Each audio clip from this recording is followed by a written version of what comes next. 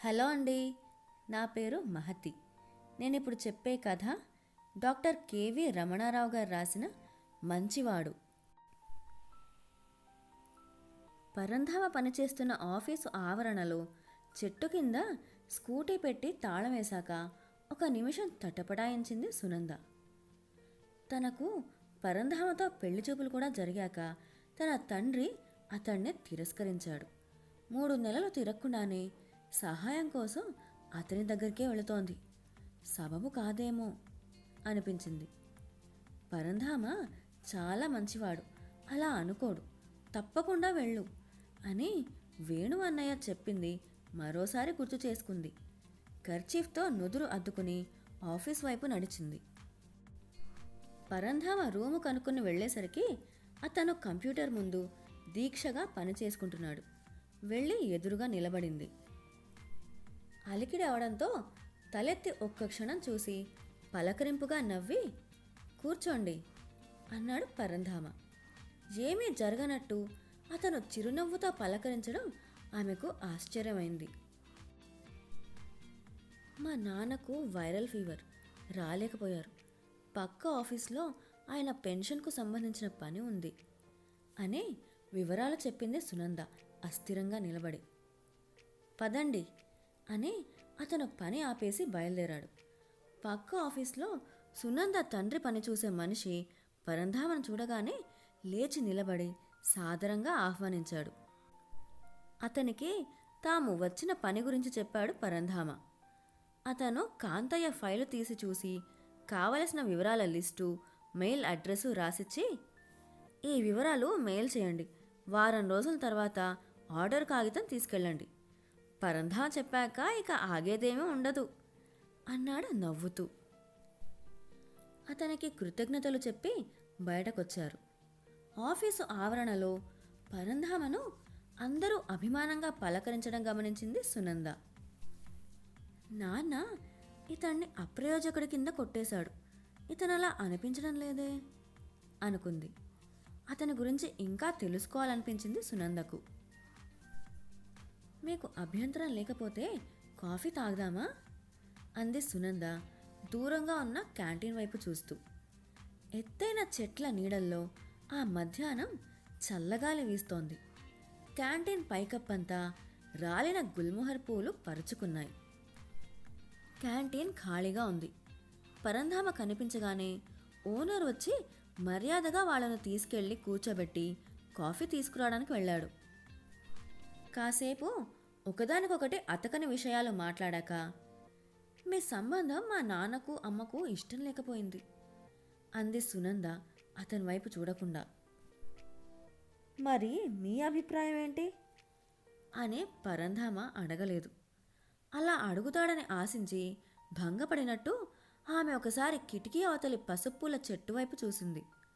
అతని వైపు తిరిగి, నేను మీకు నచ్చానని చెప్పారట, నేనంత అందంగా ఉండను కదా, పైగా ప్రైవేట్ స్కూల్లో టీచర్ని, పరిహారంగా పెళ్లి కొడుకులు కట్నం ఎక్కువ అడిగారు, అది నాకు ఇష్టం లేకపోవడం వల్ల నాకు ఇంకా పెళ్లి కాలేదు, మీకెలా నచ్చాను అంది. అందం రంగుల గురించి నాకు అంతగా తెలియదు. కొంతమంది కులమానాలు ఏర్పరిస్తే మిగతా వాళ్ళు ఇతర కట్టుబాట్లలాగే వాటిని అనుసరిస్తారనుకుంటా.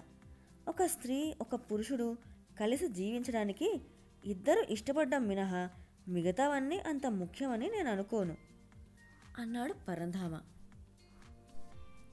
మా నాన్న అబ్బాయిని ఎంపిక చేసేటప్పుడు అతని ఆస్తిపాస్తులు, ఉద్యోగం, బాధ్యతల గురించి తెలుసుకునేవాడు అంది.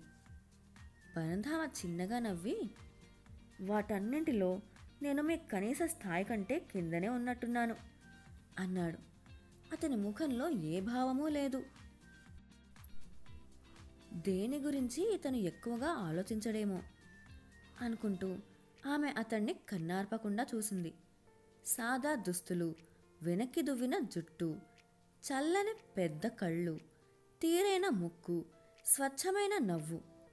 తీరిగ్గా చూస్తే బాగానే ఉన్నాడు అనుకుంది. కాఫీ తాగడం అయింది.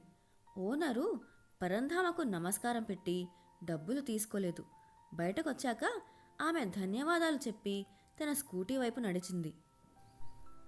వేణు సునందకి పరంధామకి కామన్ చుట్టం. పెళ్లి సంబంధం తెచ్చినప్పుడు వేణు చెప్పిన మాటలు గుర్తొచ్చాయి ఆమెకి. పరంధామది గవర్నమెంట్ ఉద్యోగం, నిజాయితీ గల మనిషి, ఇతరుల విషయాల్లో తలదూర్చడు, అందరికీ చేతనైనంత సాయం చేస్తాడు. పక్షవాతంతో 10 ఏళ్లుగా మంచం మీదున్న తల్లిని అన్ని విధాలా అతనే చూసుకుంటున్నాడు, చాలా మంచివాడు అని. పెళ్లి చూపులయ్యాక కాంతయ్య విడిగా సమాచారం సేకరించి, పరంధామకు డబ్బు లక్ష్యం కుదురు లేవు, కష్టాల్లో ఉంటే కొత్త వాళ్ళైనా సరే సొంత డబ్బు ఖర్చు పెడతాడు, పేద విద్యార్థులకు ఫీజులు కడతాడు, ప్రభుత్వాసుపత్రిలో పేద రోగులకు సేవ చేస్తాడు, నెలాఖర్న మిగిలేదేమీ ఉండదు, 150 గజాల జాగాలో 3 గదుల పాత ఇల్లు తప్ప మరో ఆస్తి లేదు, ఇంకో స్థలమో ఇల్లో కావాలన్న దృష్టే లేదు, వట్టి అప్రయోజకుడు అని తేల్చి ఈ సంబంధం వద్దన్నాడు. ఇతను అప్రయోజకుడిలా లేడే, నాన్న అంచనా వేయడంలో పొరపాటు జరిగినట్టుంది అనుకుంది సునంద స్కూటీ స్టాండ్ తీస్తూ. వారం రోజుల తర్వాత పరంధామ నుంచి సునందకు ఫోన్ వచ్చింది. మీ నాన్నగారి పని అయింది, అతను ఆర్డర్ కాగితం నాకు ఇచ్చి వెళ్ళాడు, మీరెప్పుడైనా వచ్చి తీసుకోవచ్చు, మీ ఫోన్ నంబరు మీ వేణు అన్నయ్య ఇచ్చాడు అని చెప్పాడు. అతనికి ధన్యవాదాలు చెప్పి, స్కూలు పనులతో పగలు కుదరడం లేదు, సాయంత్రం మీ ఇంటికొచ్చి తీసుకోవచ్చా అని అడిగింది సునంద. అలా వెళితే ఇల్లు కూడా చూడొచ్చు, అతన్ని ఇంకా బాగా అర్థం చేసుకోవచ్చు అనుకుంటూ. మీ ఇష్టం అని ఫోన్ పెట్టేశాడు పరంధామ. పని చేయించడమే కాక తన నంబర్ కనుకొని ఫోన్ చేశాడు. జడపదార్థం కాదు అనుకుంది సునంద. 3వ రోజు సాయంత్రం సునంద పరంధామ ఇంటికి వెళ్ళింది. అప్పుడే అతను తన తల్లి మంగమ్మను చక్రాల కుర్చీలో పార్కులో తిప్పి తెస్తున్నాడు. పరంధామ మంగమ్మకు సునందను పరిచయం చేసి ఆమె వచ్చిన పని చెప్పాడు. సునంద ఆ 3 గదుల ఇంటిని పరిశీలనగా చూసింది. మధ్యలో హాలు, ఒకవైపు పడగ్గది, రెండో వైపు వంటిల్లు. పుస్తకాలు తప్ప వాషింగ్ మెషిన్, కంప్యూటర్, సోఫా లాంటి సామాన్లేవీ లేవు. పడగ్గదికి మంగమ్మ కోసం ఏసీ పెట్టించి ఒక ఆసుపత్రిగా మార్చాడు. తలవైపు పైకి లేచే ఆసుపత్రి మంచం, ర్యాకుల నిండా మందులు, బట్టలు, డైపర్ల డబ్బాలు ఉన్నాయి. అటాచ్డ్ బాత్రూంలోంచి సన్నగా ఫినాయిల్ వాసన వస్తోంది. పరంధామ వంటగదిలోకి వెళ్ళాడు. సునంద మంగమ్మ దగ్గరే కుర్చీలో కూర్చుని, ఎలా ఉంది మీ ఆరోగ్యం అని అడిగింది. క్రితం జన్మలో ఏం పాపం చేశానో తల్లి, రోగం బాగవకుండా ప్రాణం పోకుండా ఇలా వాడి నెత్తిన కూర్చున్నాను, నన్ను వెంటనే తీసుకుపో స్వామి అని రోజూ మొక్కుతున్నా ఆ భగవంతుడికి ఇంకా దయ రాలేదు అంది మంగమ్మ. పరంధామ మిమ్మల్ని కంటికి రెప్పలా చూసుకుంటున్నారు కదా, త్వరలోనే మీ ఆరోగ్యం బాగైపోతుందిలేండి సానుభూతిగా అంది సునంద. పాపం బిడ్డ, నా పనంతా వాడే చేస్తాడు, వంట చేసి పొద్దున రాత్రి తినిపిస్తాడు, మందులు వేస్తాడు, రాత్రిళ్ళు ఇక్కడే మడత మంచం వేసుకుని సాయంగా పడుకుంటాడు. చెప్పడానికి నాకే సిగ్గుగా ఉంటుంది. అర్ధరాత్రిళ్ళు బాత్రూంకి తీసుకెళతాడు, డైపర్లు మార్చుకోవడంలో కూడా సాయం చేస్తాడు. వాడి మనసు అద్దం తల్లి, అద్దం. మరి ఆయన ఆఫీస్కి వెళ్ళినప్పుడు? మరో ఆడమనిషి లేని ఇల్లు. వాడు లేనప్పుడు నా పనులు చేయడానికి ఒక ఆమెను పెట్టాడు. ఆమెను తల్లిలాగే చూసుకుంటాడు. మీరు చాలా అదృష్టవంతులు. ఆరోగ్యంగా ఉన్న తల్లిదండ్రులనే పిల్లలు సరిగా చూడని ఈ రోజుల్లో ఇంత బాగా చూసుకుంటున్నారంటే మాటలా? అదే వాడికి శాపమైంది. ఒక్క పెళ్లి సంబంధము కుదరడం లేదు. పిల్లవాడు ఎంతో మంచివాడు అని ఎవరు చూస్తున్నారు? నన్ను తీసుకెళ్ళి ఏ వృద్ధాశ్రమంలోనో పడయ్యరా అంటే వినడు అంది మంగమ్మ సునంద కళ్ళలోకి చూస్తూ. పరంధామ బిస్కెట్లు బాదం పాలు తీసుకొచ్చి ఇచ్చాడు. మంగమ్మ పాలు తాగాక ఆమె కుడి చేతికి కాలుకి మృదువుగా తైలం మర్దన చేశాడు. అతను తల్లి పనులన్నీ మనసు పెట్టి చేస్తున్నట్టు సునంద గమనించింది. పరంధామ వారిస్తున్నా వినకుండా ఖాళీ కప్పులు తీసుకెళ్లి పెరట్లో పెట్టింది సునంద. పెరట్లో జాజితీగ, మల్లె, నందివర్ధనం, నైట్ క్వీన్ మొక్కలున్నాయి. ఇతనికి తెల్ల పూలంటే ఇష్టమా అనుకుంది. పరంధామ వచ్చి సునందకు కాంతయ్య ఆర్డర్ కాగితం ఇచ్చాడు.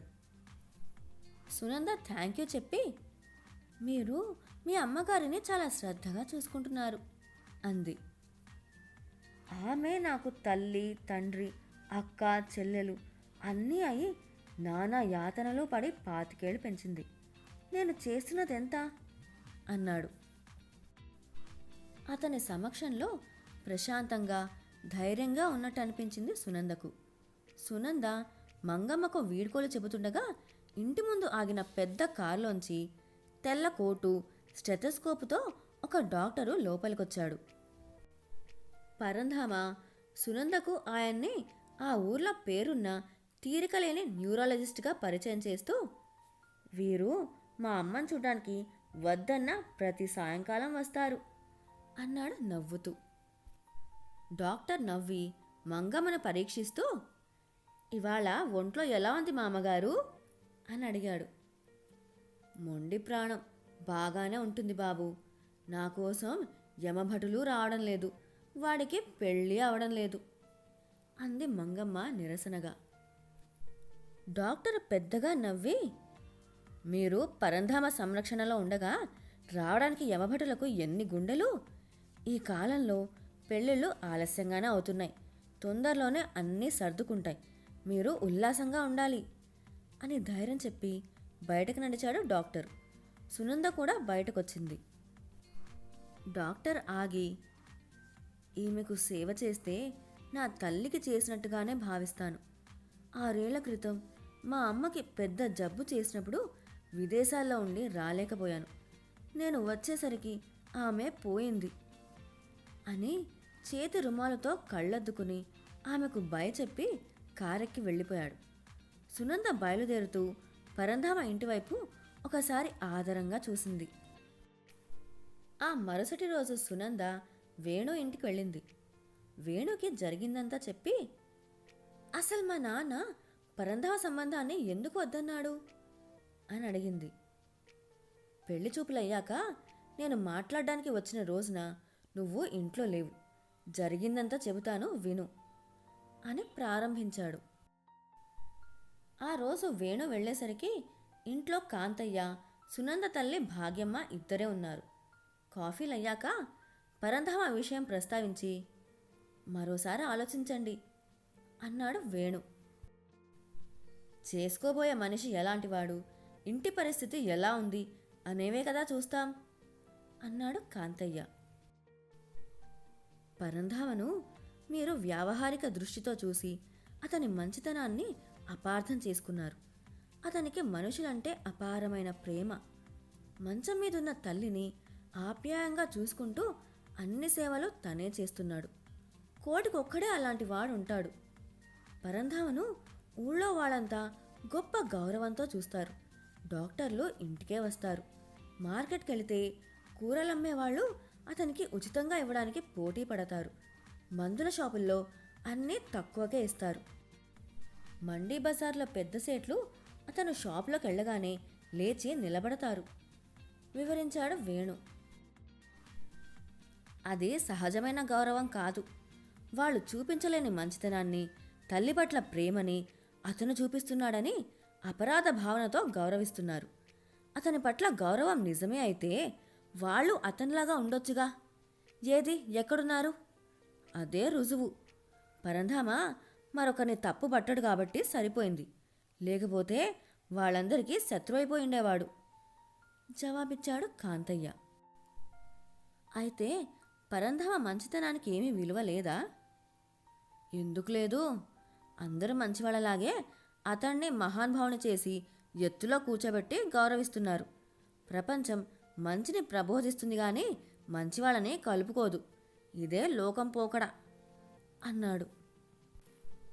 నిజం చెప్పండి, అతను ఊరి వాళ్ళ మీద ఖర్చు పెడతాడని, తన కోసం మిగుల్చుకోడని, రేపు భార్య కూడా ఆ ఈరుకింట్లో అతని తల్లికి సేవ చేయాల్సి వస్తుందని, ఇవేగా మీ అభ్యంతరాలు? భవిష్యత్తులో వాళ్ళ పరిస్థితి బాగుండొచ్చుగా అన్నాడు వేణు కొంచెం ఆవేశంగా. పరంధామ నిజంగా మంచివాడు. అందుకే నాకు భయం.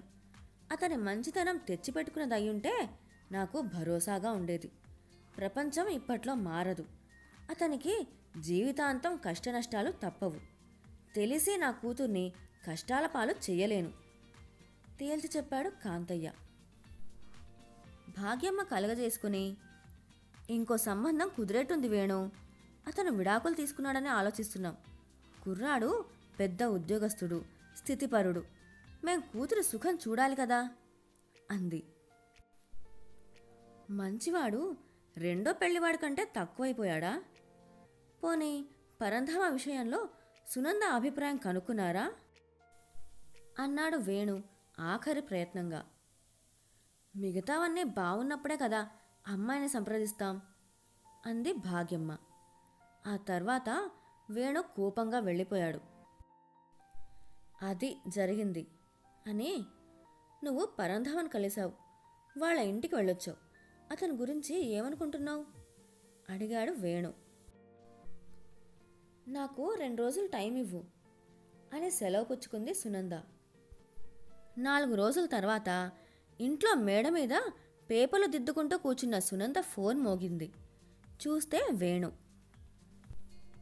నువ్వు పరంధామ ఇంటికి వెళ్ళొచ్చావు కదా, మీ నాన్నతో మరోసారి పెళ్లి విషయం మాట్లాడమని మొన్నటి నుంచి మా మంగమ్మత్త రోజు ఫోన్ చేసి నా ప్రాణం తీస్తోంది. ఏం చేయమంటావు అన్నాడు నవ్వుతూ. మా నాన్న ఈ మధ్య నీరసం నుంచి తేరుకున్నారు. పరంధామను కలిసిన విషయం రేపు చెప్పాలని అనుకుంటున్నాను. నువ్వు కూడా ఒకసారి మాట్లాడు అంది సునంద. నువ్వేదైనా మీ నాన్నతో సానుకూలంగా చెప్తేనే కదా నేను ఆయనతో మాట్లాడడానికి రాగలను అన్నాడు వేణు. కష్టమైనా సరే మంచితనం అంతరించిపోకుండా తోడుగా నిలబడాల్సిన అవసరం గురించి మా నాన్నకు చెబుతాను. వచ్చి మాట్లాడు. ఈసారి మా నాన్న ఒప్పుకోవచ్చు. కాదు ఒప్పుకుంటారు అంది సునంద నవ్వుతూ.